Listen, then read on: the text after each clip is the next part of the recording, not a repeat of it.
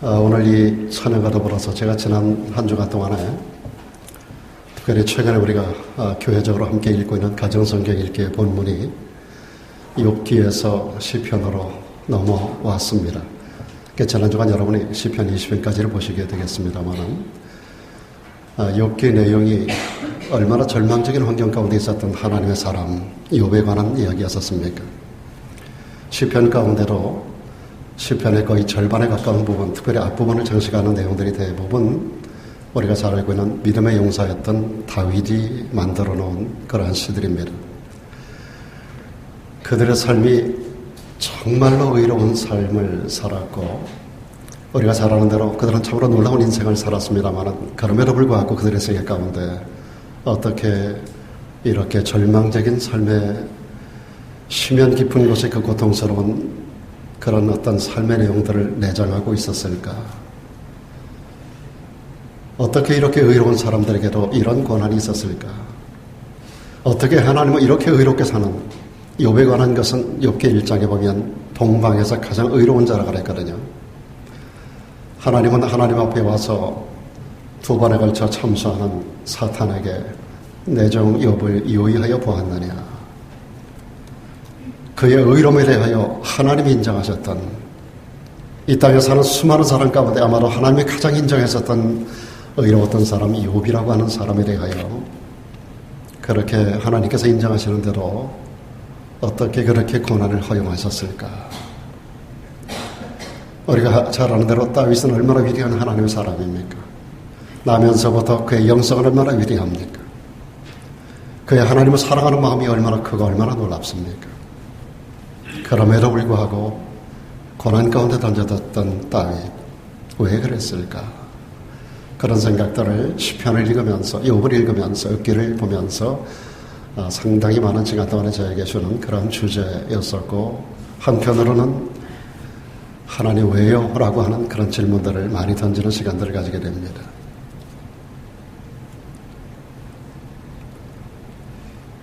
그러면서도 그들의 인생 가운데 개입하시는 하나님을 봅니다. 우리가 이런 문구를 볼 수가 있습니다. 어떤 글에 보면 하나님은 역전의 명수시다. 역전의 명수. 역전이라고 하는 거 무슨 뭡니까? 그 의미가 완전히 뒤바뀌는 겁니다. 질 수밖에 없는 상황에 승리하는 상황으로 고난적인 상황 가운데 있었던 사람이 절망 가운데서 일어서고 놀라운 축복 가운데 서는 것, 이것을 역전이라고 말한다면 욥과 다윗의 배후에 역사하셨던 그 하나님은 바로 주도적인 역할을 감당하며 그들에게 역전의 하나님으로서 그들 가운데 함께 하셨다라고 하는 사실입니다. 역전케 하시는 하나님. 오늘 저들 여러분도 살아가는 삶의 면면을 바라보면 어떻게 우리가 살아가는 시대 가운데서 또 여러분의 삶의 자리들을 제가 가끔 이렇게 들여다보면 참 많은 고통과 어려움 가운데 있는 분들이 많습니다. 우리 인간을 영과 혼과 육으로 나눈다고 할 때 영적으로 많은 어려움 당하는 분들도 계시고 많은 부분이 그런 부분에 탈출하셨습니다만 그럼에도 불구하고 영적인 어려움 가운데 있는 분도 여전히 계시고 혼의 삶에 있어서 어려움 당하는 분도 많이 계시고 또 육체적으로도 어려움 당하고 물질적으로도 어려움 당하는 분들도 많이 계신 것 같습니다. 그러면서 우리에게 근래 주어지는 욥기와 시편이 제 마음에 와서 닿고 여러분들 전체를 제 마음에 담는 그런 시간들을 가지면서 오늘 이 말씀을 준비해 봅니다. 저도 여러분도 때로 욥처럼 다윗처럼 원치 않는 가운데 고난을 당할 수 있습니다. 때로 우리는 소망의 줄이 끊어진 것 같은 그래서 도저히 일어설 수 없을 것 같은 그런 상황 가운데 떨어질 때가 있습니다. 중요한 사실은 우리는 하나님을 믿고 있다는 사실입니다. 우리 가운데 역사하셔서 우리의 환경을 역전시켜 주시는 역전의 명수 되신 하나님. 이 하나님이 계시기 때문에 우리는 넘어질 수 없고 좌절할 수 없습니다. 다시 일어설 수 있습니다. 그런데 여러분 이것을 아셔야 됩니다. 하나님은 우리가 우리들의 간절한 기도가 있을 때 우리의 사태에 개입하시고 역전시켜 주시는 하나님이지 하나님의 자녀된 그 위치가 있다고 해서 무조건 하나님께서 우리의 삶에 개입하시고 역사하시고 우리의 사태를 바꿔주시는 하나님이 아니라고 하는 사실입니다. 여러분, 기도 없이도 하나님이 역사하시고 기도 없이도 우리의 삶이 잘 된다면 그렇게 많은 분량에, 그렇게 많은 부분에, 그렇게 많은 상황 가운데 하나님께서 성경 66권 가운데 기도하라고 명령하지 않았을 것입니다. 우리의 신분이 하나님의 자녀된 것만 가지고도 우리가 축복을 받을 수 있다면, 그것만 가지고도 하나님이 우리의 삶의 모든 것을 잘되고 잘되게 하신다면 우리는 기도할 이유가 없습니다. 근데 성경에 보면 얼마나 많은 사람들이 기도하지 않고서는, 그리고 기도로 말미암아서만 하나님의 도움을 받을 수가 있었고 하나님에게 접속될 수가 있었다는 사실입니다. 우리가 잘 아신 대로 예수 그리스도도 이 땅에 오셔서 그분의 삶 전체는 기도로 시작되고 기도로 진행되고 기도로 마쳤던 삶을 사셨습니다. 주님은 이런 새벽마다 일어나서 여러분보다 더 일찍 일어나셨어요. 새벽 미명에 주님은 한적한 곳으로, 우리처럼 예배 장소가 없었어요. 주님은 한적한 곳으로 새벽 미명마다 나가셨어요. 어떤 목사님들이 농담삼아 새벽 기도를 어떤 놈이 만들어가지고 이렇게 힘들게 하느냐고 하는 분도 계신데, 새벽 기도를 그분이 만드셨습니다. 새벽 미명에 주님은 홀로 한적한 곳으로 가셔서 아버지와 날마다 교통하셨어요. 그분의 사역은 성령과 무관할 수 없었습니다. 우리가 잘 아는 대로 마태복음 3장을 보면 예수님께서 침례 요한이 침례 주는 요단강으로 찾아오시는 사건이 나와요.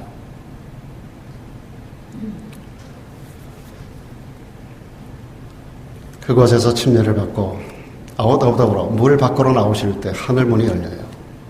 하늘로부터 비둘기 같은 성령이 그분의 머리 위에 임하는 사건을 볼 수 있습니다. 거기 성자 예수님, 성령 하나님, 그리고 성부 하나님께서 말씀을 주세요. 이는 내 사랑하는 아들이니 너희는 그의 말을 들을지어다. 성부, 성자, 성령, 삼위 하나님이 최초로 등장하는 놀라운 사건입니다. 신약에 와서 하나님은 한 분이면 세 분으로 역사하시는 하나님, 한 분이 아니라 한 하나님, 완가스로 세 분의 하나님이 한 하나님으로 존재하시는 절묘한 삼위일체 하나님으로 등장하는 가운데 예수 그리스도는 이때로부터 끊임없이 하나님 앞에 교통하는 기도자로 서시고 성령의 도움을 받아서 그분의 사역을 이끌어 나가는 것을 볼 수가 있습니다. 마태복음 18장 18절에서 예수께서 우리들에게 이런 말씀하십니다. 진실로 너희에게 이르노니 무엇이든지 너희가 땅에서 매면 하늘에서도 매일 것이요 땅에서 풀면 하늘에서도 풀릴 것이라고 말씀하셨습니다. 굉장히 중요한 교훈을 우리에게 줍니다. 우리 어떤 일을 풀고 매고 푸는 이 모든 일이 하나님께서 일방적으로 행해주지 않는다는 겁니다. 너희가 매고 너희가 푼다는 거예요. 너희가 매면 하나님이 매주시고 너희가 풀면 하나님이 풀어주신다는 거예요. 우리가 가만히 있는데 하나님이 메어주고 풀어주시는 게 아니라 너희가 매면 하늘에서 매주고 너희가 풀면 하늘에서 풀어주겠다는 거예요.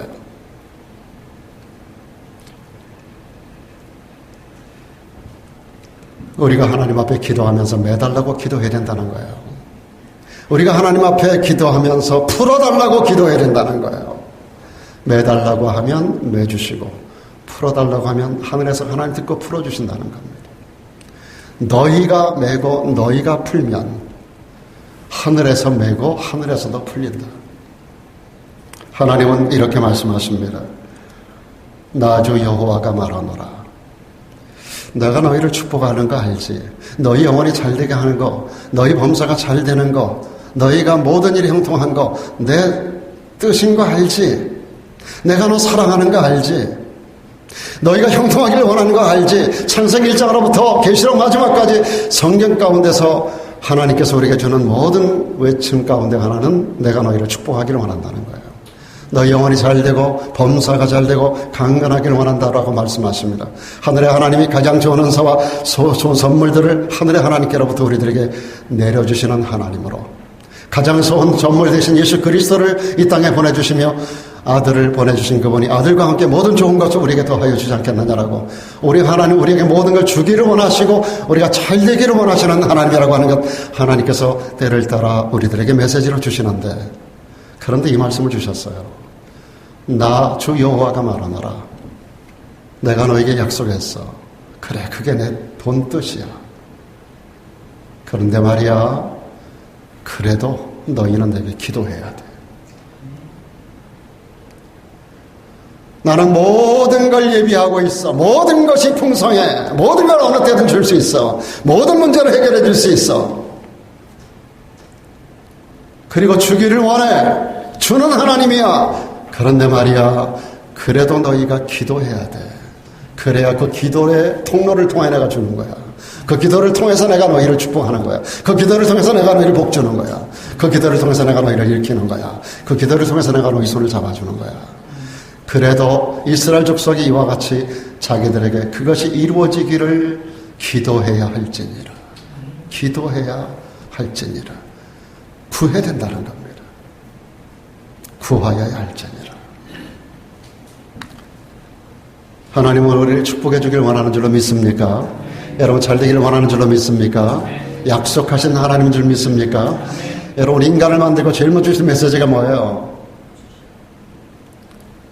그들에게 복을 주시며 가라사대 생육하고 번성하여 땅에 충만하라. 땅을 다스리라.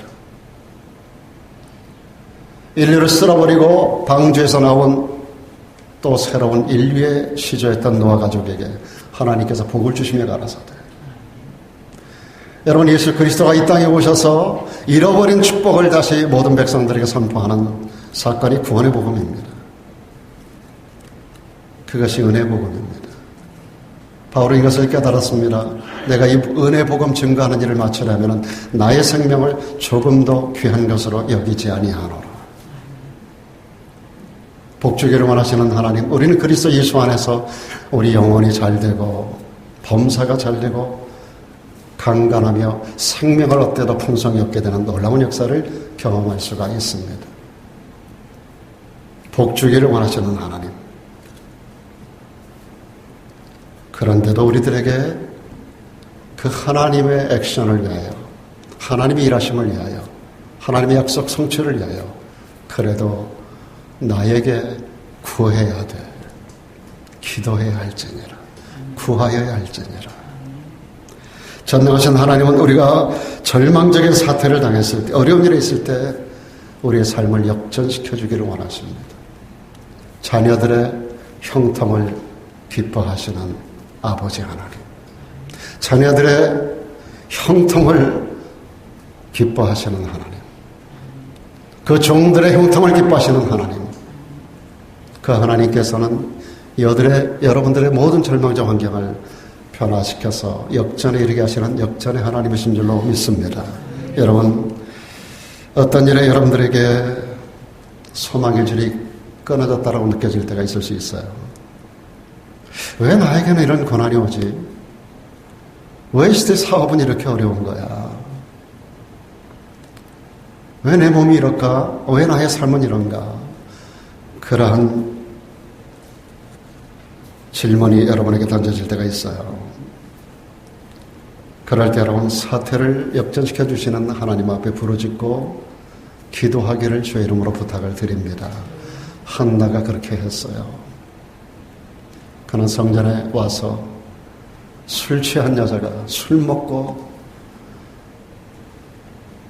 온 몸을 비틀듯이 하나님 앞에 그렇게 기도했어요. 그럴 때 하나님께서 그의 기도를 들으셨어요. 그리고 사무엘을 품게 하셨고 그는 이스라엘의 역사를 바꾸었습니다. 결국 한나의 기도는 이스라엘의 역사를 바꾼 것입니다. 여러분, 오늘 제목대로 역사를 바꾸는 기도가 이런 거예요. 우리의 기도는 한 사람에게만 영향력을 나타내는 게 아니에요. 한나의 기도는 아들을 잉태케 하고 그 잉태된 아들이 세상에 출생케 하고 출생된 그 아들이 성장하여 나라의 운명을 바꾸는 위대한 역사. 그는 사무엘상 7장에서 에베네셀 하나님을 찬양했던 주인공입니다. 하나님이 여기까지 우리를 도우셨다. 그것은 국가의 운명을 하나님께서 악을 선으로 바꿔주셨다라고 하는 말씀입니다. 한나의 기도가 역사를 바꾸는 그런 기도의 능력을 만들어낸 것입니다. 우리의 삶에 끊임없이 많은 어려움이 다가옵니다. 그러나 우리에게는 역사를 바꿀 수 있는 기도라고 하는 무기가 있어요. 오늘 낙심하지 않고 이 무기를 다시 한번 여러분의 손에 든든히 붙드는 자리가 되기를 축원합니다. 어떻게 기도해야 할까요? 때로는 금식 기도가 우리의 역사를 바꿉니다. 오늘 우리는 에스더 4장을 본문으로 선택을 했습니다. 바사라는 페르시아라는 나라의 이야기입니다. 여러분 다 아시니까 간단하게 말씀드립니다. 그 나라에 많은 유대인들이 살고 있었는데 이 나라의 국무총리격에 있었던 사람이 하만입니다. 하만의 위세가 대단했어요. 그는 오늘날 그 요새 말로 표현하면 아마 실세라고 말할 수 있습니다. 그러니까 그가 지나가는 곳에 많은 사람들이 전부 엎드려 절을 하도록 했습니다. 그런데 하나님을 경외했었던 사람, 모르드게라는 사람이 인간 앞에 절할 수 없다라고 생각하고 머리를 뻣뻣하게 들고 절을 안 하는 거예요. 그는 성 입구를 지키는 관료 중에 한 사람이었습니다. 그럼에도 불구하고 성을 날마다 드나드는 실세 하만 국무총리 앞에서 머리를 뻣뻣하게 들고 절을 안 하는 거예요. 딴 사람 전부 다 절하는데 하만이 들어가며 나가며 그 꼬라지를 못 보는 거예요. 눈에 가시처럼 열리고 있어. 집에 와서 아내를 그리고 사람들을 모아놓고 상의를 합니다. 이런 놈이 있는데 어떻게 처리하면 좋겠노? 그의 아내와 그리고 그의 모든 친구들이 제안합니다. 50규빗의 높은 장대를 세워놓고 거기다가 매달아 그를 처형하라고. 우리말 성경에 50규빗 되는 나무로 나와 있어요. 근데 영어 성경에 보니까 갤로우스라고 기록돼요. 갤로우스. 교수대입니다. 교수대. 목 매달아 처형하는 교수대입니다.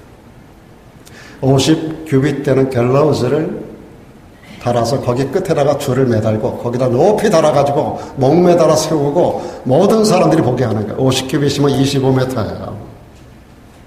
8층 높이입니다. 그때는 8층 건물이 없을 때예요. 모든 사람이 다 바라보게 만드는 거예요.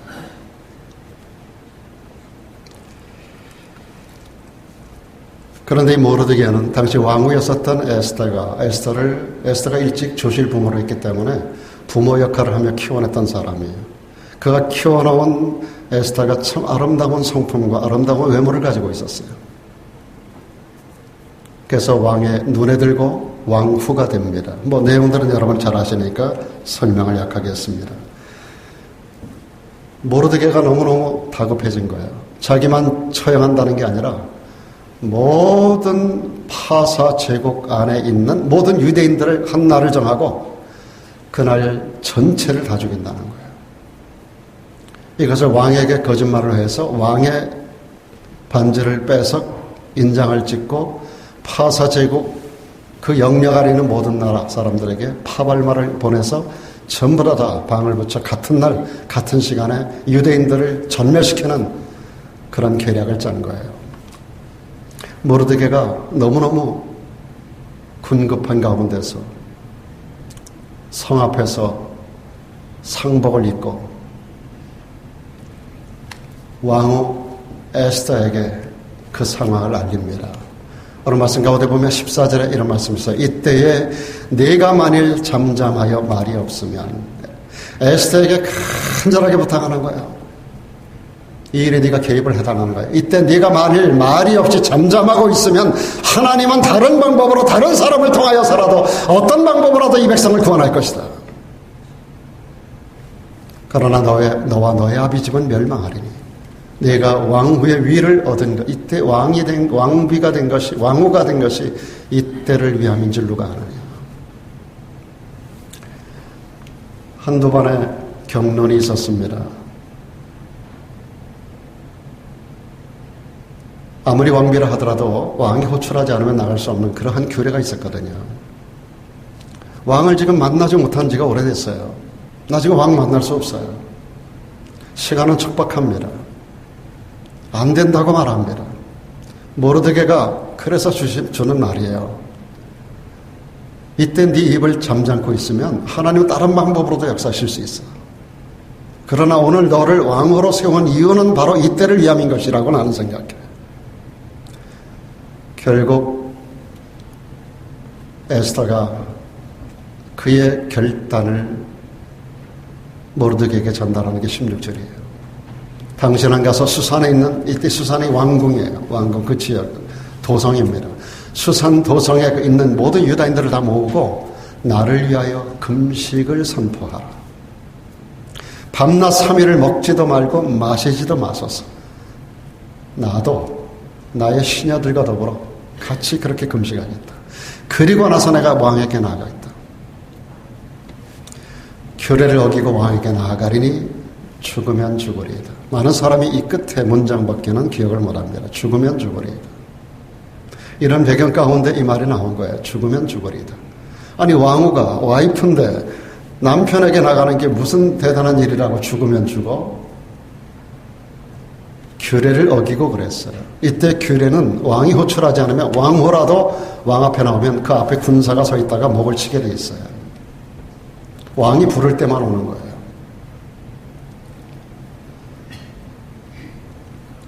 많은 시간 동안 왕의 부름을 받지 못했던 왕후 에스더가 그러나 3일의 말미를 주고 모든 수산궁에 있는 유대인들에게 통보하고 당신과 모든 유대인들이 함께 3일을 금식해달라. 먹지도 말고 마시지도 말고. 나도 그렇게 하겠다. 그렇게 금식한 후에 내가 왕에게로 나아가려니 규례를 어기고 나아가겠다. 내가 죽으면 죽으리라. 참 놀라운 결단이고 작정이고 선포했던 것입니다. 에스더가 모든 유대인과 더불어서 3일을 금식한 후에 죽기를 각오하고 왕 앞에 나갑니다. 왕이 들고 있는 금홀, 이걸 내밀면 오케이, 와도 된다는 거예요. 그런데 이날따라 3일 동안 금식한 에스더가 얼마나 초라해 보였겠어요. 그런데 왕후복을 입고 앞에 딱 섰는데 이날따라 왕의 눈에 그 여인의 모습이 그렇게 사랑스러워 보였다라고 성경에 기록하고 있습니다. 그렇게 사랑스러워 보였어요. 여러분 3일 굶고 나서 남편 앞에 여러분들의 아무리 칭찬하고 가면서 보세요.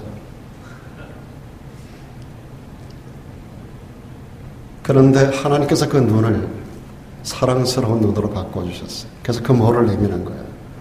앞에 와서 에스더가 무릎을 꿇고 왕 앞에 섭니다. 그럴 때 왕이 물어요. 그대 소원이 무엇이냐? 소원이 있어서 온 건 알아요. 그래서 하는 말이 이 땅의 절반이라도 주겠다는 거예요.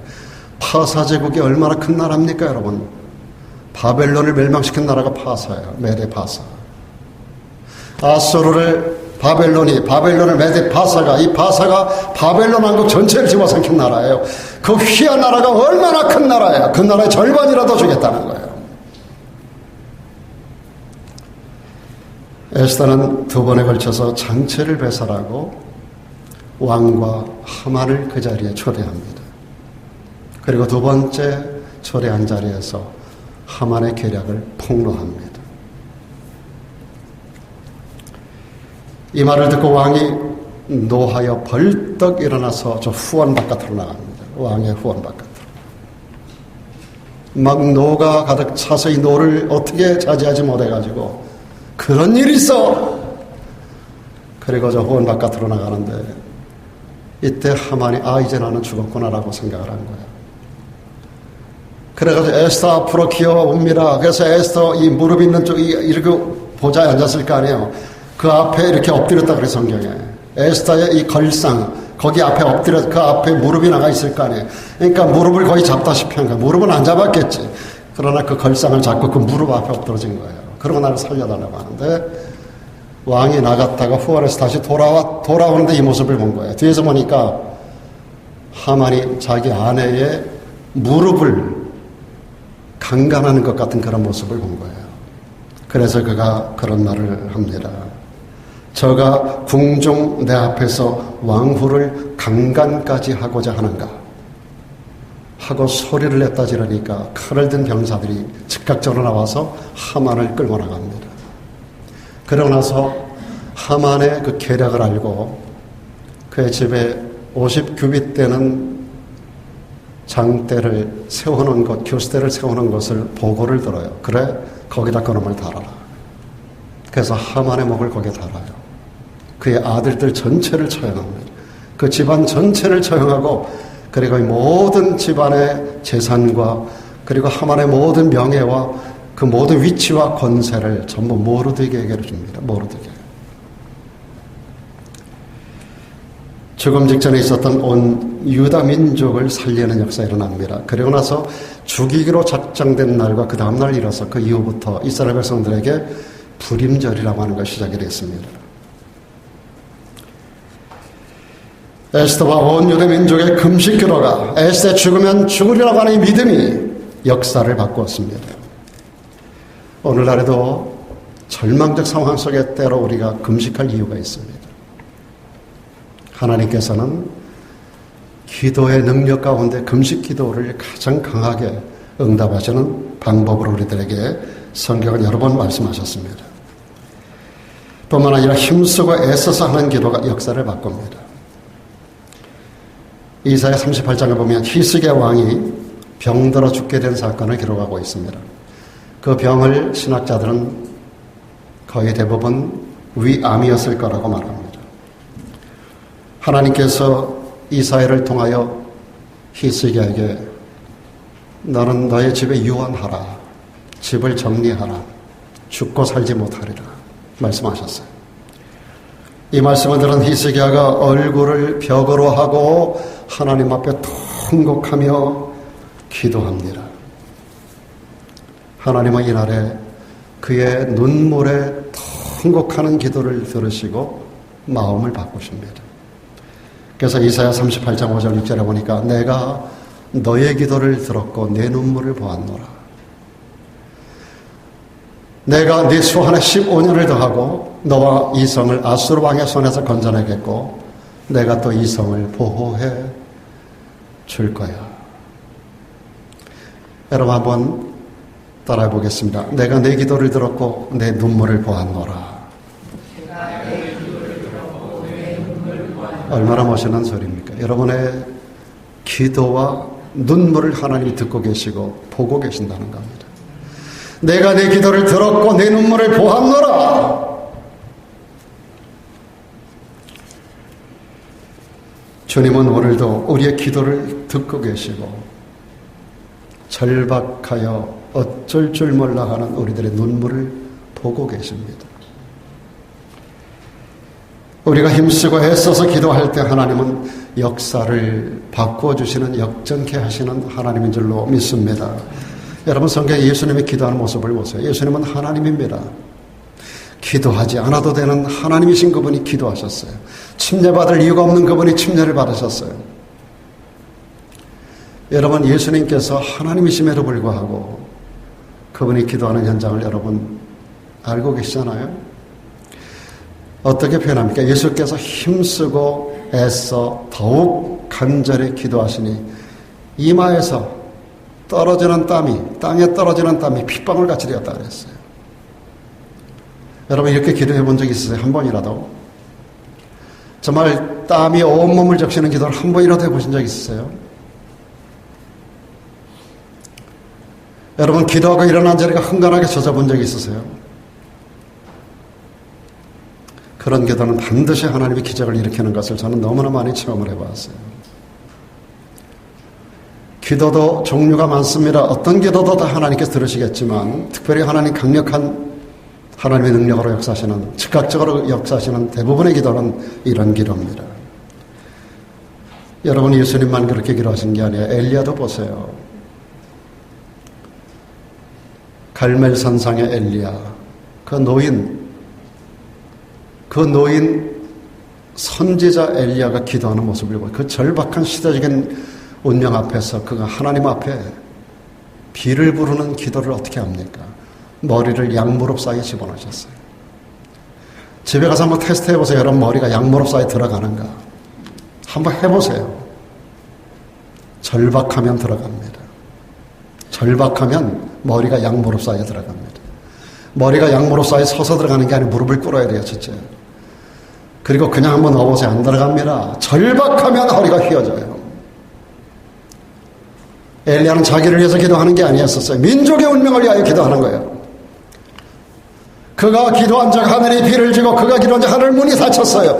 야고보서 5장에 보니까 엘리야는 우리와 성정이 같은 사람이로되 그가 기도한 적 하늘 문이 닫히고 그가 다시 기도한 적 하늘이 비를 주고 땅이 열매를 내었다고 그랬어요. 3년 6개월 동안 하늘 문을 닫기도 하고 하늘 문을 열기도 했었던 엘리야의 기도. 그것이 엘리야의 이런 애쓰고 힘쓰고 간절하게 하는 그러한 눈물의 기도였었던 거예요. 자기를 위한 기도가 아니었었어요. 여러분, 때를 따라서 우리가 주여도 한번 해보고 정말 간절하게 한번 무릎도 꿇어보고 온 열과 정과 성을 다 해가지고 한번 땀 흘려서 여러분 한번 주님 앞에 기도해 보셔요. 하나님께서 그 기도를 들으시고 그 모습을 보신다 그랬어요. 보고 듣는다 그러셨어요. 땀이 땅에 떨어지는 핏방울 같이 되었다. 여러분, 예수님께서도 이렇게 기도하셨다면, 그리고 여러분, 히브리서 기자가 예수님의 기도에 대해서 또 이렇게 설명합니다. 그는 육체에 계실 때 자기를 죽음에서 능히 구하실 이에게 심한 통곡과 눈물로 간구와 소원을 올렸다 그랬어요. 여러분, 하나님이신 예수님께서 성부 하나님 앞에 심한 통곡과 눈물로 간구와 소원을 아뢰었다라고 말씀합니다. 하나님께서 그 경외하심을 들으셨다고 그랬습니다. 예수님 그랬듯이, 엘리야가 그랬듯이, 히스기야가 그랬듯이, 여러분, 문제가 크면 큰 만큼 간절함과 뜨거운 열정을 가지고 하나님 앞에 힘쓰고 애써 부르짖고 기도하는 여러분 되기를 주의 이름으로 축원합니다. 그러니까 제가 한 교회 갔더니 그 교회 앞에다가 그 해 표를 이렇게 붙여놨더라고요. 이게 잊혀지지가 않아서 제가 지난 밤새도록 그게 뭐지 하고 생각하다가 생각이 났어요. 어려운 문제에 봉착했을 때 새벽마다 울자. 이게 교회 표더라고요. 오늘 여러분 가슴에 새겨놓으세요. 오늘 수련회 가서 받은 은혜 이야기하는 얘기들을 가끔 들어보니까 어떤 분은 은혜를 못 받았다고, 쓰느라고 바빠가지고 쓰다가 보니까 또 생각 넘어가고, 간단하게 쓰고 듣는 일에 집중하셔야 돼요. 여러분, 여기 쓴 거는 다시 보기 잘 안 됩니다. 물론 기록할 수 있는 건 하셔야 되지만 여기에 머리에 기억하고 가슴 신비에 심어놓는 게 제일 좋아요. 그래서 이게 기억나는 거예요. 어려운 문제에 봉착했을 때 새벽마다 울자. 어려운 문제에 봉착하면 하나님 앞에 와서 울자는 거예요. 저는 이게 잊혀지지가 않아요. 여러분, 때때로 부르짖는 기도가 필요합니다. 부르짖어 기도하면 역사가 바뀝니다. 성경에 보면 힘쓰고 애쓰고 소리 지르고 부르짖어 기도하고 간구하는 사람들의 이야기가 얼마나 많이 나오는지 몰라요. 구약에 나타나는 모든 기도는 거의 대부분 부르짖어 기도하는 것들이어서 부르짖어. 서서 부르짖어 외쳐 기도하여 가로되 부르짖어 부르짖어 부르짖어. 너는 내게 부르짖어라. 내가 내게 응답하겠고 내가 알지 못하는 크고 비밀한 일을 내게 보이리라. 하나님께서 말씀하십니다. 너는 내게 부르짖어라. 내가 내게 응답하겠다. 네가 알지 못하는, 꿈꾸지 못했던, 알지 못하던 크고도 비밀한 일을 내가 너에게 보여주겠다라고 하는 거예요. 여러분, 이 하나님의 놀라운 비밀의 역사들을 경험하기 원하신다면 우리 주님 앞에 부르짖는 기도가 때로 여러분에게 있기를 주의 이름으로 축원합니다. 여러분, 물론 여러분 묵상 기도도 하나님 들으십니다. 차 타고 가면서 조용하게 마음으로 하는 기도도 들으세요. 저는 차 타고 가면서 소리질러 기도할 때도 있고 혼자 차 타고 가면서 기도를 많이 합니다. 그런 기도 다 하나님 듣고 계세요. 그런데 그보다 다급하고 답답한 마음을 가지고 하나님 앞에 소리질러 기도하는 이런 기도를 하나님께 더 잘 들으신다는 거예요. 여러분, 소경, 거지, 바디메오. 소경인데다가 거지예요. 이름도 없어요. 바디메오가 그 이름이 아닙니다. 바는 아들이에요. 디메오의 아들. 바디메오. 바디메오는 그 이름이 뭔지를 우리가 몰라요. 소경이었고 거지였고 디메오의 아들이었던 바디메오가 예수님이 앞에 지나가신다는 소리를 들었어요. 소리는 들으니까 얼굴도 볼 수 없지만, 군중도 볼 수 없지만, 군중이 지나가는 그 감각이, 그 소리가 우르르르르르 우두두두두 지나가는 소리다 보라 도대체 뭐야 하는데 예수가 지나간다는 거. 예수가 누구야 하는데 예수님은 너희 눈을 뜨게 할 수 있다라고 하는 그 믿음이 오는 거예요. 그래서 어디 계신지 모르지만 소리를 지르기 시작합니다. 다윗의 자손 예수여, 나를 불쌍히 여겨달라고. 소리를 냅다 지르는 이 거짓 소경을 바라보며 사람들이 조용히 하라고 야단쳤어요. 조용히 하라고. 여러분, 마태복음 15장에 보면 수로보니가 여인 그 자식을 위해서, 귀신 들린 자식을 위하여 주님 앞에 나와가지고 구하는 장면 여러분 보지 않습니까? 내 딸 아이를 불쌍히 여겨달라고. 불쌍히 여겨달라고. 그게 예수님 불쌍히 여겨줄 수 있나요? 기도해 주실 수 있나요? 그런 게 아니에요. 절박함으로 부르짖은 거예요. 제자들이 뭐라 그랬어? 이 여자 시끄러우니까 좀 보내라고 그랬어. 이 여자 좀 시끄러우니까 떼어놓으라고. 예수님도 그 여인에게 개 취급을 하셨어요. 개. 주인의 것을 개에게 주는 일이 없다. 이 여자가요, 예수님 앞에 더 달라붙어요. 개도 주인의 상에서 떨어지는 부스러기는 먹지 않습니다. 내게 부스러기라도 좀 달라고. 부스러기 은혜라도, 부스러기 응답이라도 좀 주면 좋겠다라고 주님 앞에 제자들이 만류하고 예수님도 개 취급을 하고, 그런데도 불구하고 여인은 아랑곳하지 않아요. 주님 말씀합니다. 내가 이스라엘 땅에서 이만한 믿음을 가진 사람을 본 적이 없다. 이만한 믿음을 가진 사람을 내가 본 적이 없어. 내 소원대로 되라. 그 시로 자식이 낳은 줄로 믿습니까, 여러분? 사랑 여러분, 우리가 하나님 앞에 그런 열정을 가지고 있어요. 너는 내게 부르짖어봐. 내가 내게 응답해 줄게. 네가 알지 못하던 크고 비밀한 일을 내가 너에게 보여줄게. 우리 주님은 오늘도 여전히 우리들에게 이 말씀을 가지고 도전하고 계십니다. 여러분, 식물은 습기가 있어야 잘 자라는 거예요. 교회도 습기가 많아야 돼요. 눈물과 땀과 헌신의 습기들이 많이 교회에 채워져야 돼요. 그래야 교회가 잘 됩니다. 여러분, 개인의 삶에도 하나님 앞에 습기가 많아야 돼요. 눈물로. 여러분, 다윗이 그렇게 잘 됐어요. 다윗은 기도의 눈물을 흘렸던 사람이에요. 왕이 되어서도 침상을 날마다 기도의 눈물로 띄웠던 사람이에요. 여러분, 요즘 시편에서 그런 거 보지 않습니까? 기도로 침상을 띄우는 다윗의 모습을 보세요. 그때는 그가 왕이 되었을 때입니다. 그가 도피에 다녔을 때 무슨 침상이 있어요? 무슨 침대가 있고 안락함이 있었어요? 왕이 되고 나서 그는 비로소 침상을 가지고 있었어요.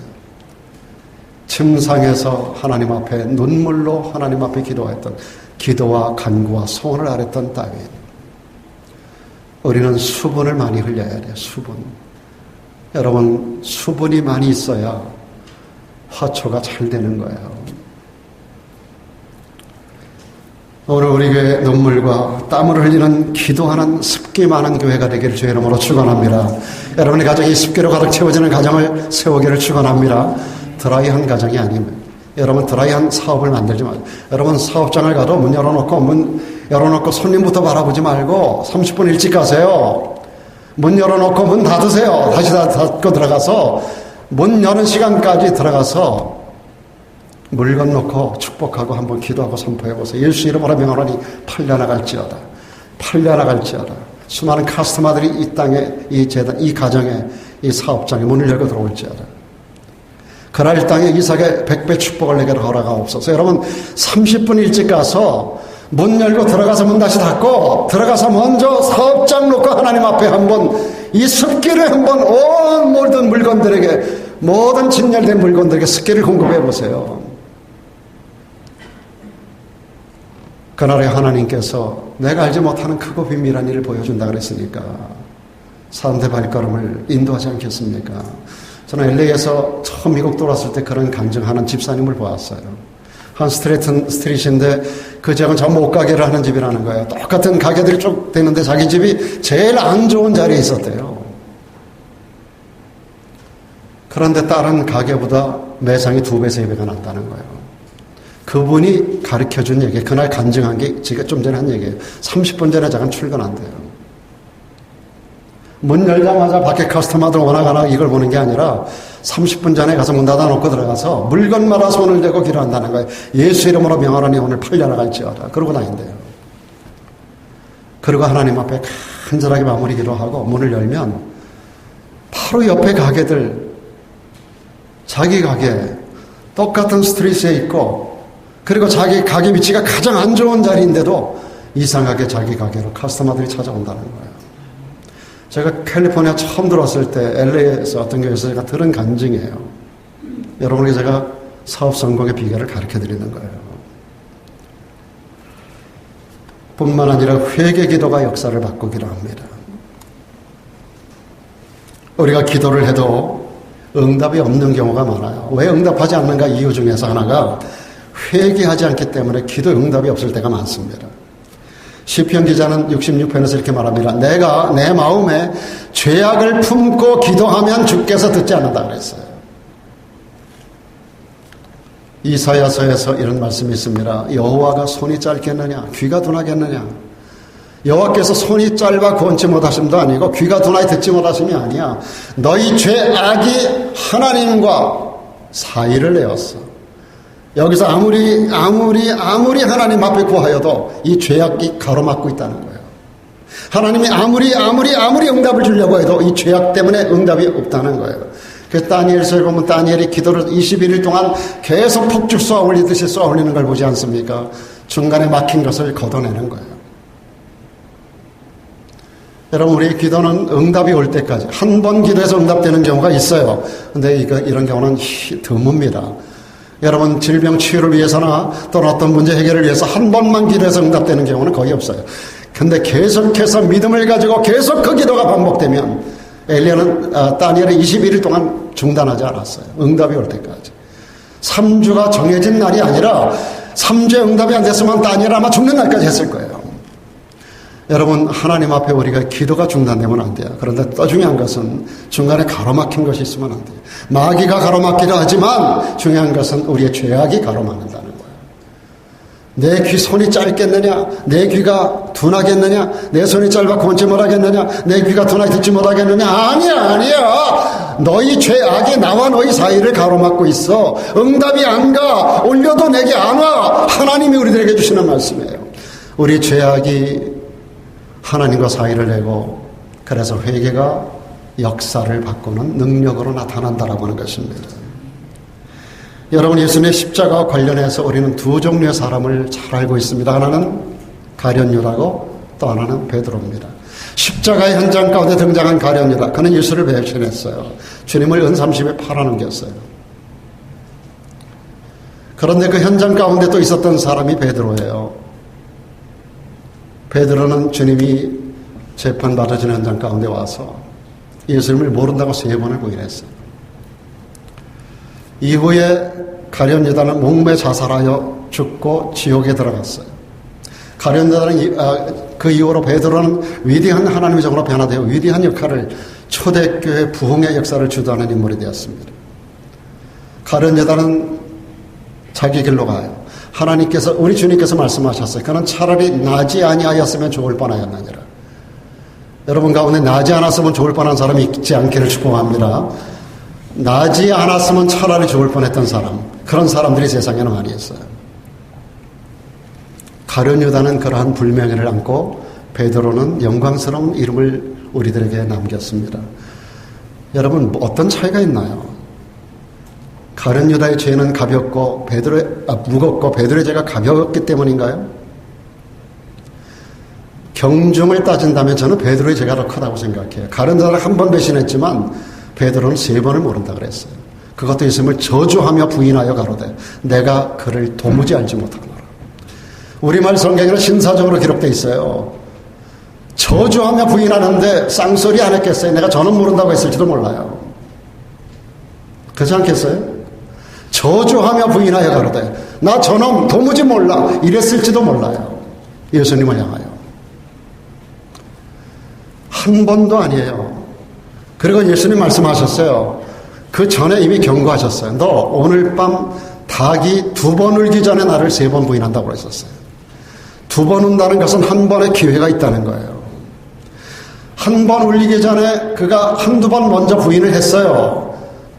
부인하는 순간 닭이 우는데 그 소리가 생각이 안 났겠어요. 예수님 말씀이 불과 몇 시간 전에 했던 말씀인데, 불과 몇 시간 전에 베드로에게 하신 말씀이에요. 닭 소리를 듣기 전에 한두 번 먼저 부인했다고요. 근데 주님 말씀이 기억이 안 났겠어요? 그런데도 세 번째 또 부인을 해요. 그리고 나서 두 번째 닭이 울어요.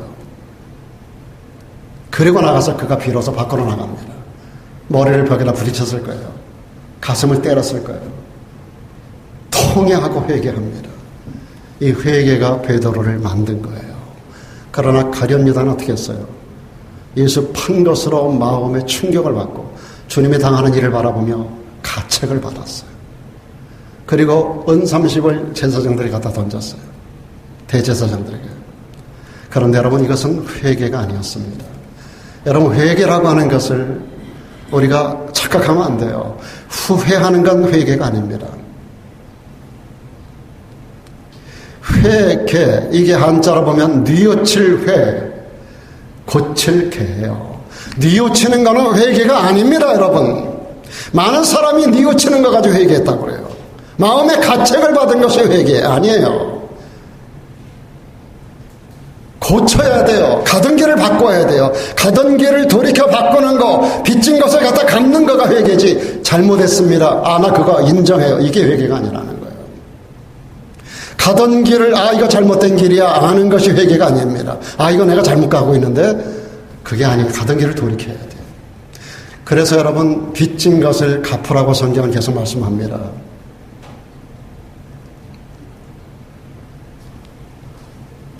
주님을 뽕나무에서 만난 사람이 누구죠? 삭개오는 주님 만나고 어떻게 했어요? 자기 재산을 팔아 절반을 가난한 자에게 나눠주고 네 것을 토색한 거, 억울하게 강탈한 거 생각나면 4배를 갚겠다 그랬어요. 그 말씀을 듣고 주님께서 이게 회개인 거예요. 오늘 구원이 이 집에 머물렀다 그랬어요. 회개를 많은 사람이 착각합니다. 가룟유다는 회개한 게 아니에요. 회까지밖에 안 갔어요.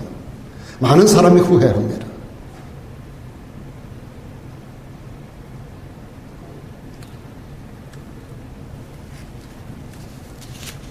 사랑하는 여러분, 오늘 저들분도 회개가 없어서 응답이 없는가를 한번 돌아보셔야 돼요. 회개가 없어서 혼란해서 내가 아직도 허덕거리고 있지 않는가를 생각해 보셔야 돼요. 회개하지 않아서 내게 축복이 없는 거 아닌가 생각해 보셔야 돼요. 우리 골수 깊은 곳까지, 뼛속 깊은 곳까지 파고들어 있는 육신의 정욕, 안목의 정욕, 이생의 자랑이 없는가를 생각해 보셔야 돼요. 요한일서 2장 15, 16절에 주님 분명히 말씀하십니다. 이 세상에는 모든 것이 육신의 정욕, 안목의 정욕과 이생의 자랑이라. 세상을 사랑하지 말라고. 그런 자들은 하나님의 사랑을 받지 못한다라고 말씀하셨어요. 한 가지 간단히 마지막으로, 기도하다가 낭망치 말아야 역사가 바뀝니다. 기도하다가 응답이 지연될 때 기도해봐야 소용이 없네, 그런 포기하는 생각을 갖지 마세요. 혹은 나 같은 사람이 기도는 하나님이 안 들으시는가 봐, 여러분 그렇게 낙심하지 마세요. 그럴 때 여러분들이 오히려 이 말씀을 기억하셔야 됩니다. 주님 말씀하십니다. 하나님께서 그 밤낮 부르짖는 택하신 자들의 원한을 풀어주지 아니하시겠느냐, 저희에게 오래 참으시겠느냐, 내가 너희에게 이르노니 속히 그 원한을 풀어주시리라. 주님 계속 강조하셨습니다. 하나님이 오래 참지 않는다는 거예요. 속히 응답하신다는 거예요. 시간 있으면 우리가 좋으신 하나님을 좀 한 3절까지 불러보면 좋겠는데, 좋으신 하나님, 나의 하나님, 우리의 기도를 응답해 주시는 좋으신 하나님, 나의 하나님. 할렐루야. 우리의 기도를 응답해 주시는 좋으신 하나님께서 우리에게 이렇게 말씀하십니다. 오직 나의 의인은 믿음으로 말미암아 살리라. 또한 뒤로 물러가면 이게 뭐예요? 낙심하면, 인내하지 못하면, 오래 참지 못하면, 기도하다가 중단하면, 기도하다가 좌절하면, 기도하다 의심이 들리면 그 뜻이에요. 내 마음이 너를 기뻐하지 않을 거야. 또 뭐라고 말씀합니까? 대저 여호와는 공의의 하나님이심이라. 무릇 그를 기다리는 자는 인내하는 자는 반드시 복이 있다. 반드시 복이 있다. 그리고 또 뭐라고 말씀합니까? 이 묵시는 정한 때가 있나니 하나님의 온 타임의 때까지 낙심하지 말라는 거예요. 그 종말이 속히 이르겠고 결국 거짓되지 아니하리라. 비록 더딜지라도 기다리라. 비록 더딜지라도 기다리라. 정녕 지체되지 아니하리라. 할렐루야. 지체되지 아니하고 정녕 응할 것이다. 정녕 지체되지 아니하고 응답할 것이다. 오늘 우리는 우리의 삶을 덮치고 있는 모든 어려운 환난 앞에서 또 다가올 수많은 고난적인 상황 앞에서 이렇게 외쳐야 합니다. 하나님은 역사를 바꿔주시는 역전의 하나님이시다. 그 하나님 앞에 나는 금식하며 때로는 힘쓰고 애써서 그리고 부르짖어 기도하고 회개하고 기도하다가 낙심하지 않으리라. 오늘 이 작정이 저와 여러분의 가슴 깊이 새겨지기를 주님의 이름으로 축복합니다.